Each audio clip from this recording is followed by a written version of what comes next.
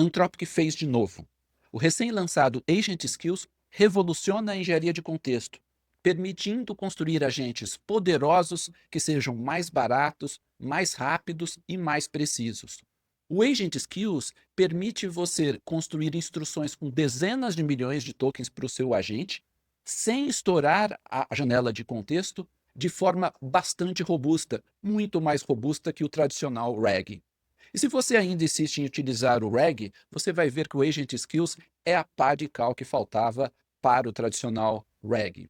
Nesse vídeo, eu vou te mostrar qual que é o impacto do Agent Skills na construção de agentes complexos, principalmente aqueles agentes aplicados a negócios. Se você já constrói ou pretende construir agentes, esse vídeo é fundamental porque o Agent Skills provavelmente vai se tornar uma ferramenta padrão de desenvolvimento de agentes, assim como o MCP se tornou um padrão. Então vamos lá. Então vamos juntos aqui dar uma lida rápida no documento que introduziu o Agent Skills, que Anthropic introduziu o Agent Skills, né? Agora o Claude pode utilizar o Agent Skills, né, ou o Skills, para melhorar como o agente executa tarefas específicas. Então essa palavra é importante, específicas. Essas skills, né, ou habilidades, são na prática pastas que incluem instruções, scripts e recursos que o Claude pode carregar quando necessário. Isso é importante, quando necessário. E aqui está falando do Claude, tá? Não é só o Claude Code, é o Claude em geral, inclusive a API comum, não só o SDK do Claude Code. Então, qualquer ferramenta Claude. O Claude irá apenas acessar uma skill quando ela for relevante para a tarefa em mão. Quando utilizado, o skill faz o Claude ser melhor em tarefas especializadas, tais como trabalhar com Excel, seguir um padrão de marca de uma organização, enfim, que são procedimentos padrão, né?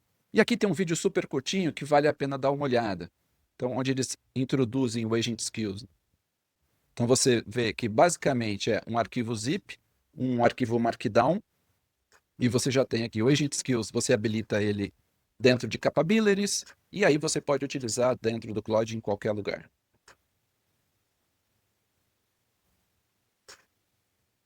E aí você vê que ele utiliza, ele chama a skill somente quando ele precisa, e aí ele executa a tarefa seguindo a skill, né?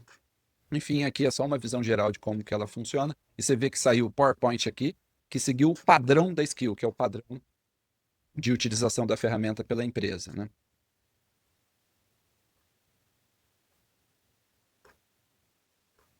Aí aqui ele vai utilizar outra skill, como a skill de design, e está criando também um documento seguindo o padrão. Aí ó, criou um padrão de documento, ou seja, são skills para fazer N documentos PowerPoint, Word, enfim, qualquer tipo de documento, qualquer tipo de atividade complexa, né? E aí eles falam aqui, olha, você já viu as skills trabalhando no Claude Apps, né? Onde o Claude já utiliza para criar arquivos tais como planilhas e apresentações, ou seja, já faz parte do Claude Apps, já é algo que a Anthropic já estava utilizando nos seus produtos, agora ficou disponível para quem constrói agentes ou para quem é usuário, né? Agora a gente pode construir a gente pode construir nossas próprias skills e utilizar, então, no Claude Apps, no Claude Code ou na API, ou seja, você pode construir uma skill e utilizar em qualquer lugar. Como as skills funcionam? Quando está trabalhando em tarefas, o Claude ele pode escanear todas as skills disponíveis para ver qual delas é relevante. E quando tem uma que é relevante, né, ela bate em termos de relevância com a tarefa em mão, ele carrega somente a informação e os arquivos necessários. Então você pode ter lá dezenas e dezenas de pastas com dezenas de documentos em cada pasta e ele só vai buscar aquilo que precisa, permitindo o Claude ficar rápido, né, enquanto acessa expertise especializada. Então as skills elas são compostas aqui, elas empilham umas às outras, você pode utilizá-las em conjunto, e o Claude automaticamente identifica skills que são necessárias. Às vezes você precisa de uma skill para utilizar primeiro, depois a outra skill, e ele se vira para construir e utilizar essas skills. Elas são portáveis, ou seja, construir uma skill você pode usar na API, pode usar no Cloud Code, no Cloud Apps, enfim, em vários lugares. Elas são eficientes, esse que é o detalhe, porque elas são carregadas somente quando necessárias e o que for necessário. E elas são poderosas, porque elas podem incluir código executável. Olha que louco. Você pode criar uma skill e dentro dessa skill você colocar scripts, helper functions, códigos executáveis em Python ou JavaScript. E aí a IA, né, no caso, ela vai executar aquele script. Então fica muito poderoso para executar algumas tarefas que você quer precisão.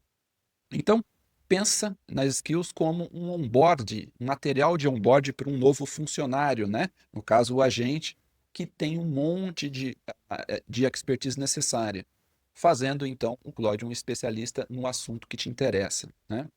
E aí eles falam aqui do documento que a gente vai olhar daqui a pouco, que é um documento mais técnico para a gente entender em profundidade para quem quer construir agentes, né? Como que funciona? Você habilita a skill lá dentro do Cloud Code. Então, deixa eu entrar no Cloud Code aqui. Se você vir aqui, ó, deixa eu voltar para a página do Cloud normal.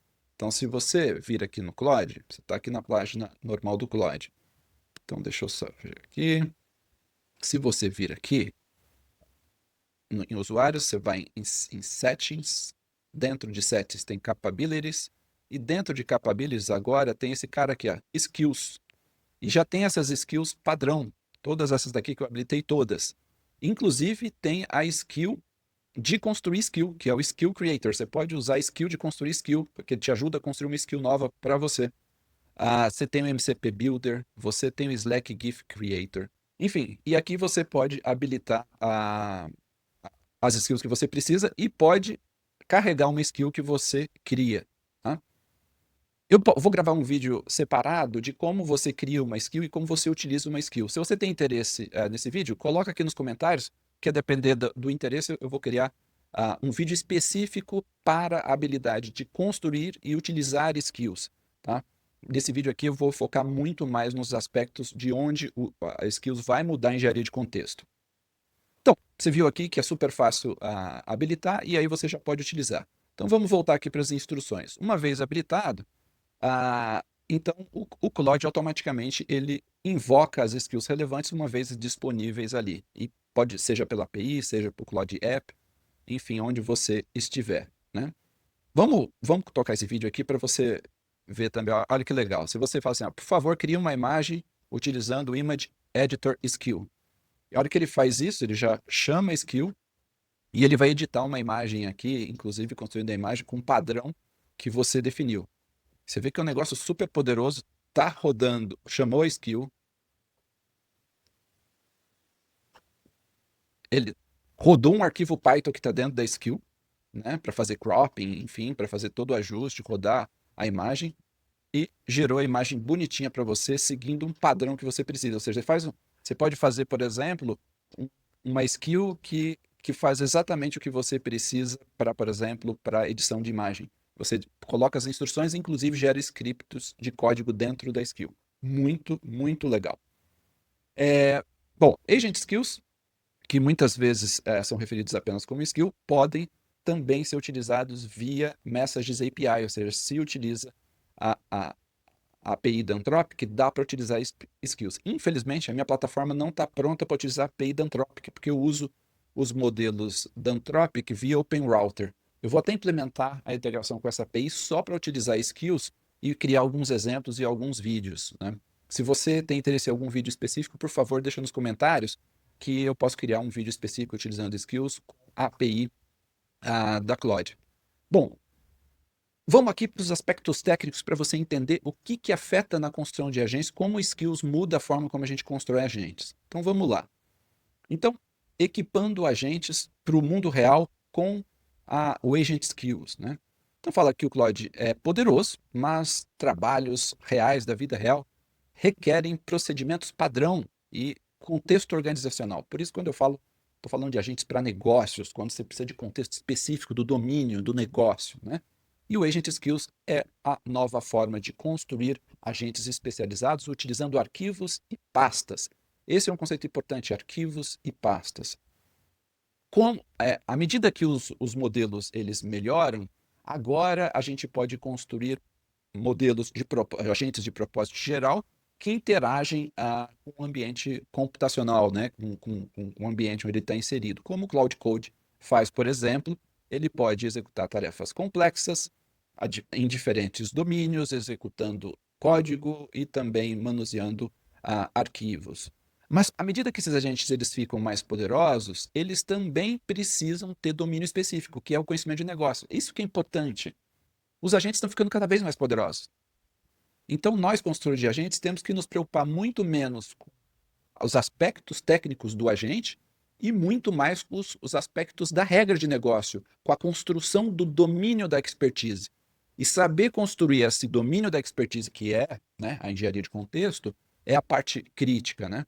E aí, isso levou à criação do Agent Skills, né? Que é basicamente uma forma organizada de pastas de instruções, né, scripts e recursos que os agentes podem descobrir e carregar de forma dinâmica para executar tarefas específicas. As skills estendem as capacidades do Claude, empacotando expertise numa estrutura composta, né, estruturada de recursos para o Claude, transformando um agente de propósito geral num agente especializado na sua necessidade, no seu negócio. Então, ele fala aqui que construir uma skill é como treinar um agente num processo de onboard depois de uma contratação, né?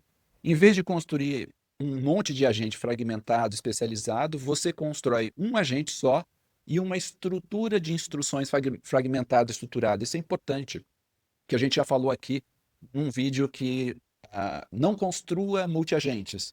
Por quê? Porque o futuro é um monoagente. A sua instrução fica fragmentada e o agente utiliza a sua instrução a depender do contexto, em vez de você criar múltiplos agentes. Então, isso é o futuro da construção de agentes. E aí vamos ver aqui o que muda, né? Como que se encaixa esse conceito. Quando a gente está falando de engenharia de contexto, geralmente a gente está falando de prompt, nós estamos falando de memória, né, da conversa com o usuário, e estamos falando de ferramentas, e aí no caso da Anthropic, a MCP é a grande estrutura da construção de ferramentas, né? Então, estou falando de três coisas. Agora nós temos um quarto componente, né? Antes a gente só tinha prompt, memória e ferramentas. Agora a gente tem skills. Vamos ver como skills se encaixa aqui nesse processo. Então, quando você olha aqui a configuração do agente, você tem o Core System Prompt, que é o prompt principal das instruções que todos nós conhecemos. Só que esse prompt pode ficar grande. Por exemplo, semana passada eu tive duas pessoas que me consultaram de negócios completamente diferentes que estavam com dificuldade, por quê? Estavam com os prompts muito grandes e por conta disso estava ficando caro e lento os seus agentes. Então é uma dificuldade comum para quem constrói agentes, né?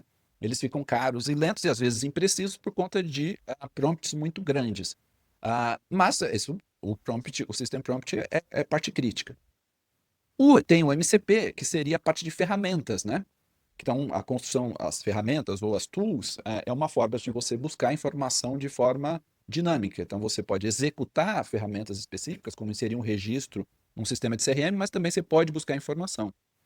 E só antes de a gente entrar na questão dos skills, é importante lembrar que o MCP tem três grandes componentes. Tem as ferramentas, que é o que a gente geralmente fala quando se fala de MCP, mas o MCP também tem dois outros caras, que são os prompts e tem os resources.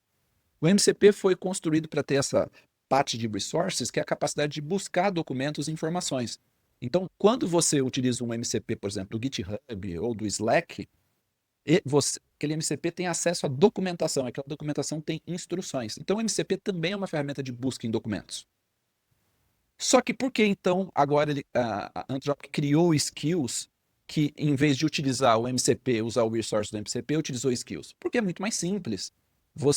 Quando você tem instruções que são suas do seu negócio, você quer dominar essas skills e não precisa ter uma ferramenta, não precisa criar um server de MCP para buscar essa ferramenta.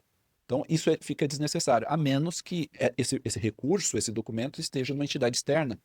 Por exemplo, esteja no Slack, esteja no GitHub ou em outro lugar. Mas, se o documento é a sua instrução, você coloca dentro de uma skill. E aí você pode criar, por exemplo, a skill aqui, a skill para construir BigQuery, para construir documentos Word, para construir NDAs, né? Non-Disclosure Agreement, revisão de NDA, documentos PDF, PPT, XLS, e aqui, né, o céu é o limite.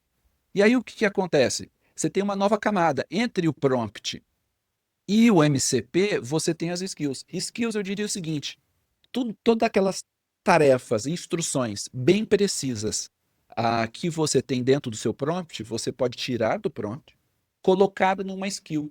E o agente só vai utilizar aquela skill quando ele precisar. É como se você retirasse do prompt, o prompt ficasse magrinho, só com as instruções gerais, e as skills são instruções que estariam no seu prompt, mas agora estão disponíveis para o agente buscar à medida que ele precisa. Né? E aí, se você olha aqui do lado direito, você vai ver que tem o conceito de Agent Virtual Machine, que está cada vez mais comum nos agentes poderosos, né? Seja da Anthropic, seja do OpenAI, que não é mais uma chamada de API comum. Quando você chama a API, ela cria um ambiente, tem um container onde ela pode executar código. Isso faz toda a diferença, mesmo no contexto de API.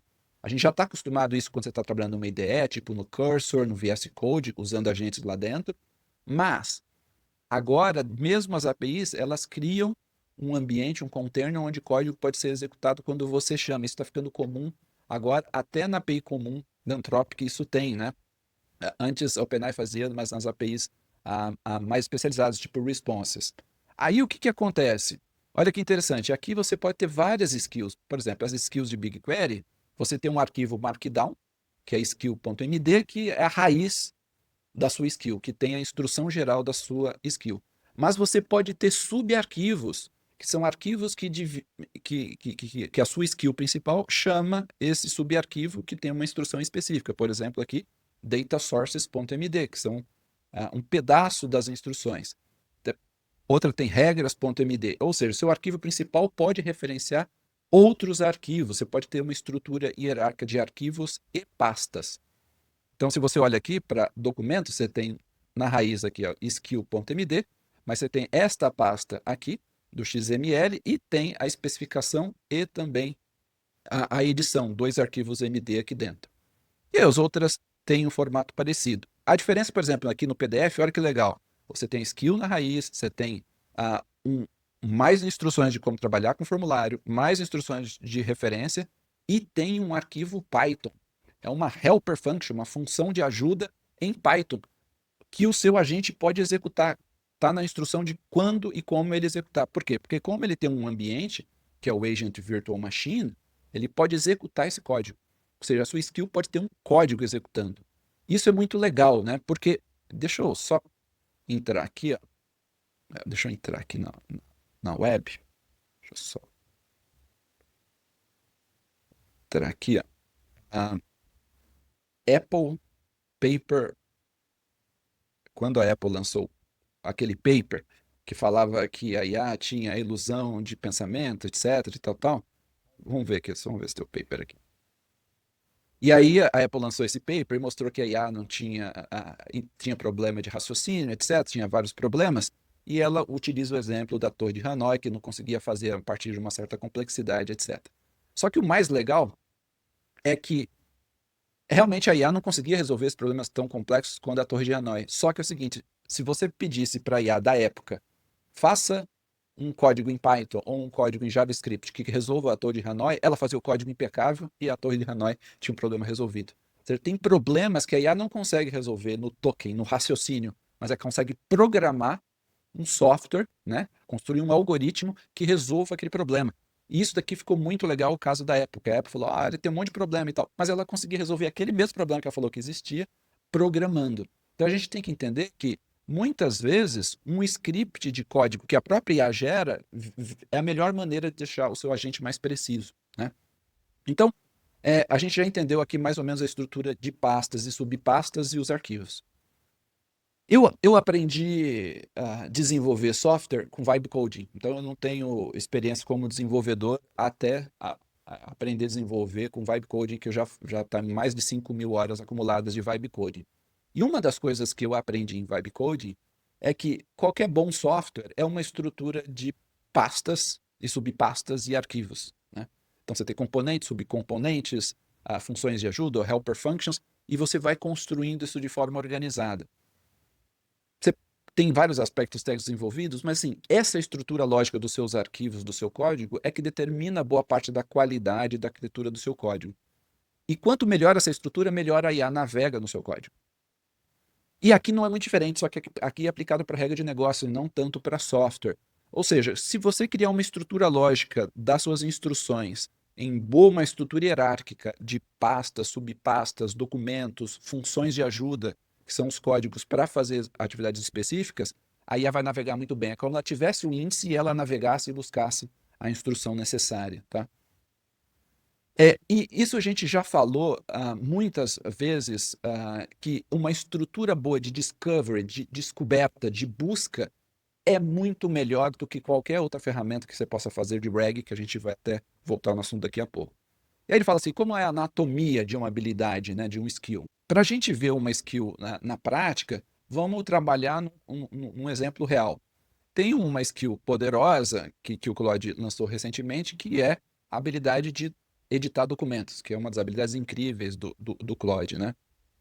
O Claude já entende muito sobre PDF, mas ele tem uma habilidade limitada de manusear o PDF, né? Então, por exemplo, preencher um formulário dentro do PDF é uma habilidade que não é trivial para o Claude. Mas o PDF Skill pode criar uma habilidade nova para o Claude. Como que pode fazer isso? Você pode, então, criar um diretório que contém o skill.md file. Esse arquivo precisa começar com o YAML aqui, né, o YAML, que é vamos dizer assim, o cabeçalho, o front matter, que contém um pedaço do metadado, que é o nome e a descrição. Então, se você vir aqui, ó, esse daqui que é o skill.md file. Você tem o cabeçalho aqui, que é o YAML front matter.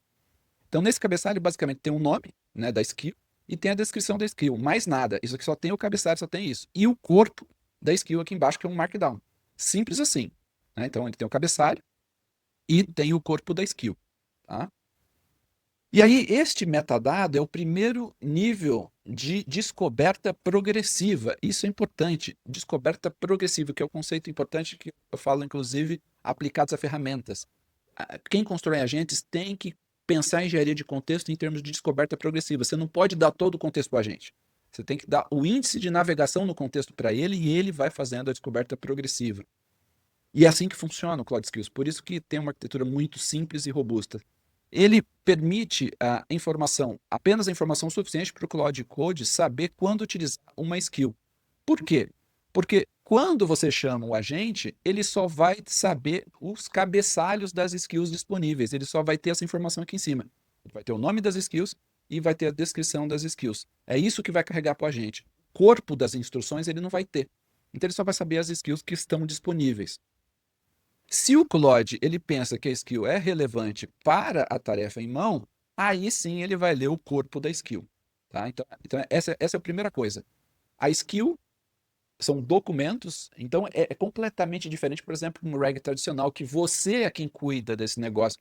Eu vou pegar o documento, vou dividir em chunks, depois eu vou criar um mecanismo de como que eu vou buscar cada chunk, não interessa se é busca semântica, whatever, como você vai buscar, preocupado com isso. Nesse modelo, não.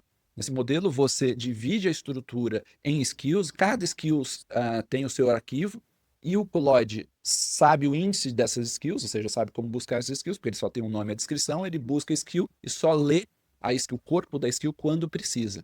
Mas mesmo dentro da skill tem uma hierarquia, porque você pode ter uma divisão dentro da skill que a gente vai ver daqui a pouco. À medida que as skills elas crescem em complexidade, elas podem conter muito contexto. Óbvio, né? Dependendo da skill que você criar aqui, ela pode ter milhares e milhares de linhas de instrução. E aí não adianta nada, né? Porque a hora que o Claude, né, ou a IA precisar ler a skill, ela vai ler todo o corpo da skill e tem lá, né, centenas de milhares ou milhões de tokens, o que vai deixar o seu agente lento e caro. Então você pode pegar a skill e quebrar essa skill em arquivos menores, assim como se faz com código.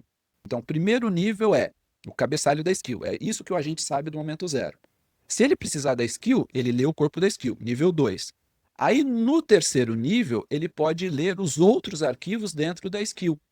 Então, por exemplo, na habilidade de PDF mostrado abaixo, que eles mostram aqui, a skill.md se refere a dois arquivos adicionais, reference MD, que é o Markdown Reference, e o Markdown Forms.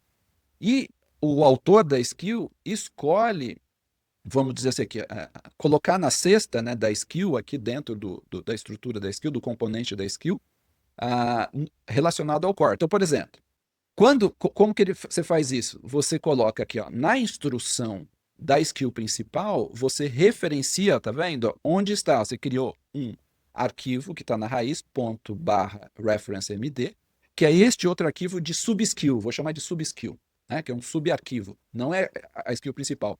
E o ponto barra forms, que também está na raiz, que é o pdf.forms. E a IA, quando ela lê o corpo principal da sua skill, somente se ela precisar para a tarefa, ela vai ler essa subskill de PDF ou a subskill de Forms, conforme a necessidade. Então você constrói uma estrutura hierárquica, um terceiro nível. Ou seja, é um processo de descoberta, por isso que eles chamam de Progressive Disclosure, né? E esse processo de descoberta progressiva é o princípio. Então você pode ter dezenas e dezenas, centenas de skills, elas podem ter dezenas e dezenas de milhões de tokens, mas se a sua estrutura de pastas for de descoberta progressiva, basta que cada pastinha de skill dentro da hierarquia tenha no máximo 5.000 tokens, tá bom, porque o agente vai lá, lê ela já tem o capacidade da skill, lê o corpo da skill, 2, 3, 5.000 tokens, ok. Precisa ler mais uma subskill? Vai lá, lê mais uma subskill, sei lá, com 3.000 tokens, 4.000 tokens, e assim sucessivamente. Ele não vai, por mais que você tenha dezenas de milhões de tokens de instrução, ele vai navegar só que não precisa, tem uma estrutura hierárquica discovery, né? E isso eles deixam claro aqui, aqui. Então, por exemplo, no primeiro nível, que é o nível que o agente já sabe de cara, ele só tem o cabeçalho, que é o YAML, que é sempre carregado, que vai ter lá o cabeçalho 100 tokens. Ou seja, cada skill vai ter 100 tokens, é muito leve, né? E isso é uma das primeiras coisas seguintes. Você poderia ter essa mesma lógica em MCP ou em ferramenta. Só que o MCP ele não tem uma estrutura de discovery, que sempre foi uma limitação que eu vi no MCP. Tanto é que eu criei um mecanismo de discovery de ferramentas para mim, que não dá para usar no MCP, por exemplo. Então, quando você tem um MCP, todo o esquema de todos os MCPs, ele já sobe para o seu agente. E se você já é um usuário de MCP, você já sabe disso. Se você tem um monte de MCPs e MCPs complexos, o seu agente não navega bem em MCPs. Agora, aqui você controla. Por quê? Porque cada skill vai ter 100 tokens. Tá tranquilo. É só o cabeçalho e a descrição. E tem que ter uma ferramenta de discovery. E aí, se precisar, se ele achar que aquela skill é relevante, ele vai lá e lê o corpo da ferramenta, que é o corpo da skill, desculpe, e vai carregar aquela skill. E aquela skill vai ter menos de 5.000 tokens, porque você vai modelar para que a skill tenha 5.000 tokens. E é aquilo que eu tenho falado bastante em engenharia de contexto. Esqueça o RAG.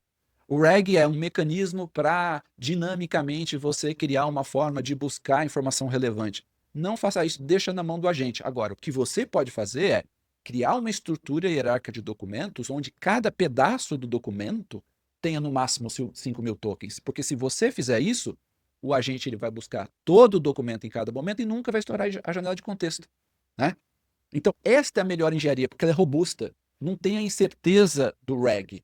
Não tem incerteza de busca semântica, por exemplo. Então, você pode eliminar boa parte da incerteza, porque o agente ele tem 100% de acesso à informação, sem subir inteiro na janela de contexto, e ele vai buscando à medida que precisa.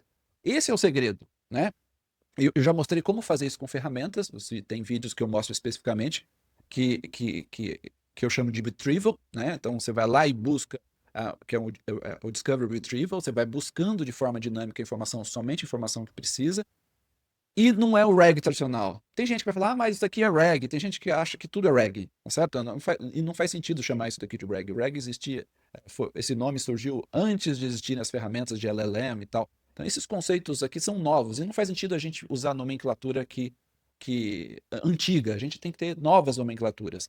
E não sou eu que falo isso, não. Quem fala isso é um dos caras mais importantes em ferramentas de retrieval do mundo, o CEO da Chroma. Então, se você já utilizou ferramentas de retrieval poderosas, a Chroma talvez seja a mais poderosa delas. E o CEO fala, eu odeio o termo RAG, não faz sentido. Para mim, o RAG já morreu faz tempo.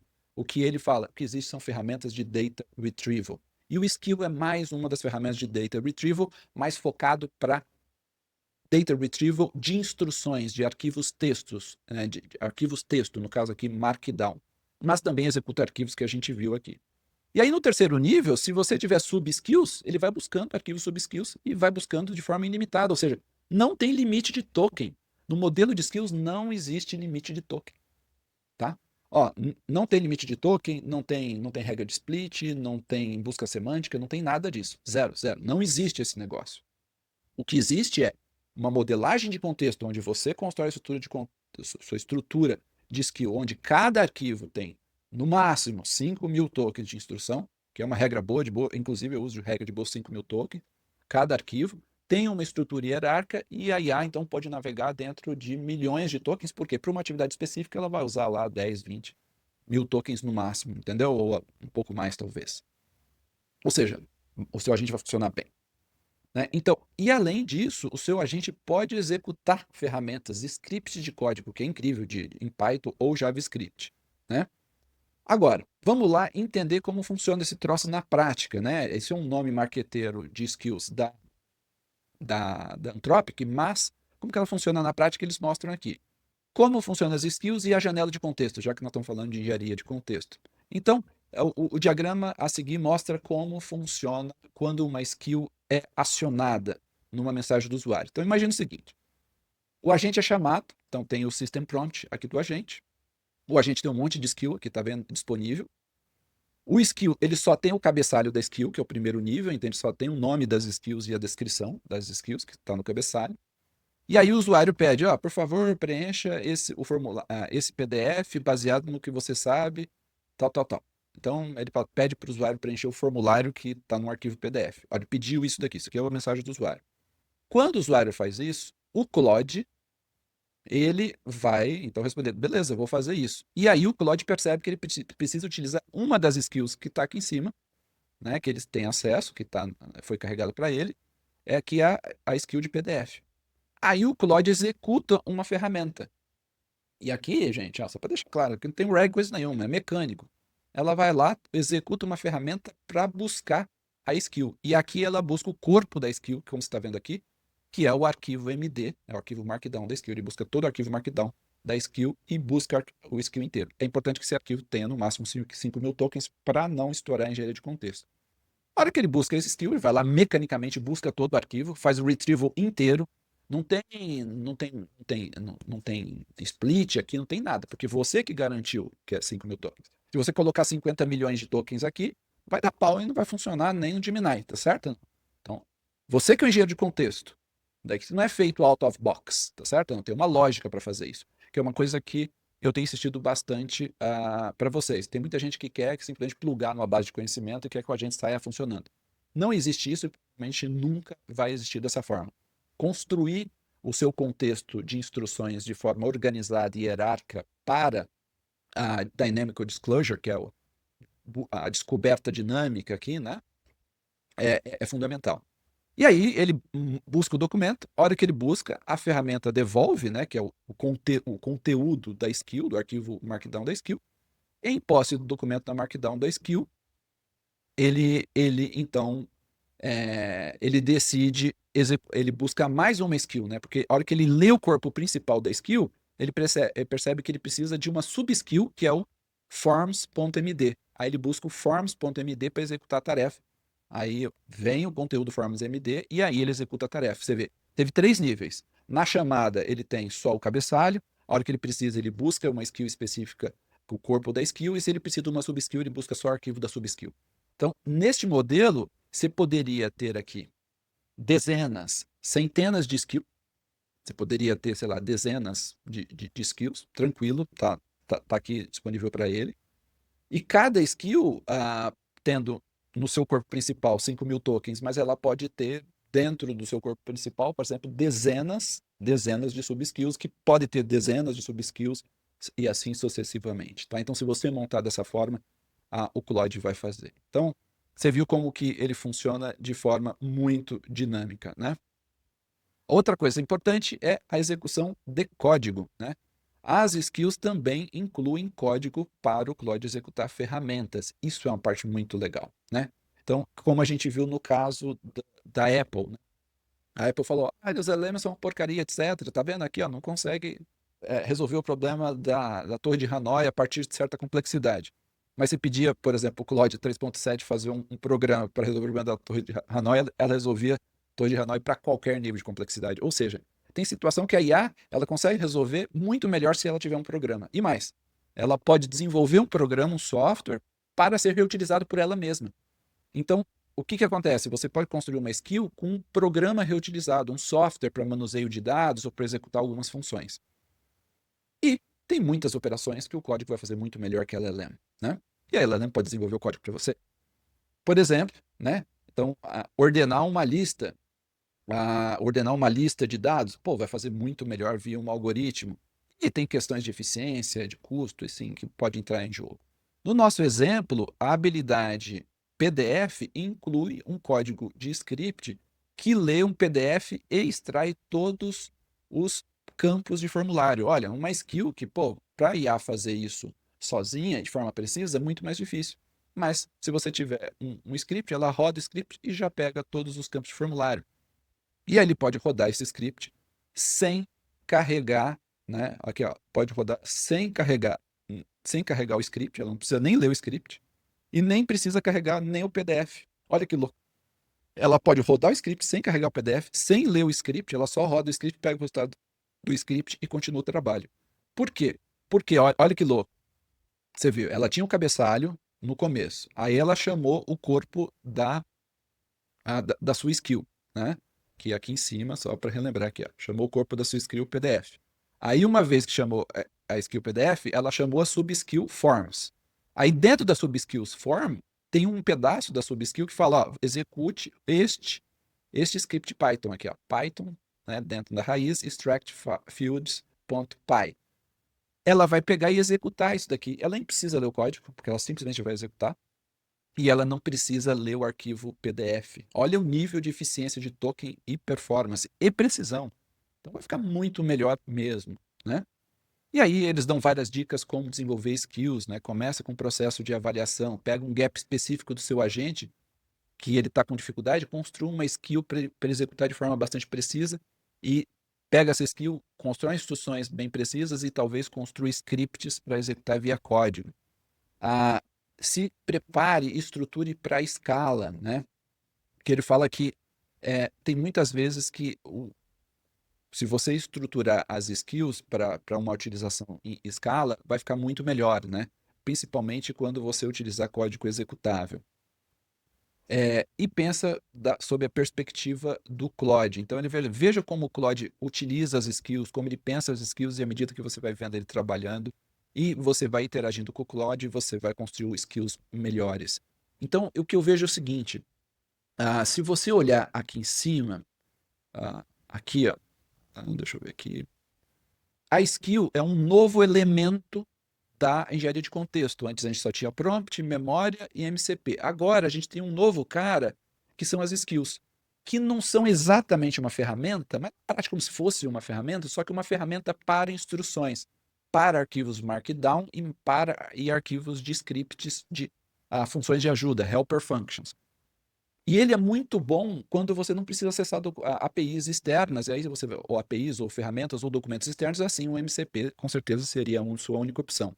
Mas, se você está falando de instruções para o seu agente e execução específica sua do seu ambiente, você pode e deve usar skills. Então, desta forma, olha que legal, com a skill você consegue deixar seu prompt mais magrinho, porque você transfere boa parte das instruções do prompt para a skill, o prompt fica mais magrinho, vai ficar mais rápido e mais barato. Ele só vai utilizar as skills e subskills por demanda, né, de forma com uma descoberta dinâmica, e você vai precisar utilizar menos ferramentas. Então, você não vai precisar criar uma ferramenta para buscar um documento de referência, coisa do tipo. Então, por exemplo, mesmo o RAG, que não é o tradicional, né? Que é o functional RAG, que é o tooling RAG, que busca de forma dinâmica a informação, ele perde espaço aqui. Ou seja, você não precisa construir mais ferramentas de busca de dados, de instrução, quando essas instruções são relativamente fixas. só dados dinâmicos, por exemplo, buscar o dado numa base de dados, beleza, faz sentido. Ou quando o dado é uma entidade externa, está lá no GitHub de alguém, beleza, você vai buscar lá. Agora, se são instruções suas, não faz sentido criar uma ferramenta para isso. Esse que é o ponto, né? Então, você não faz sentido, você só tem que pensar em construir arquivos de forma organizada, limitados a 5.000 tokens.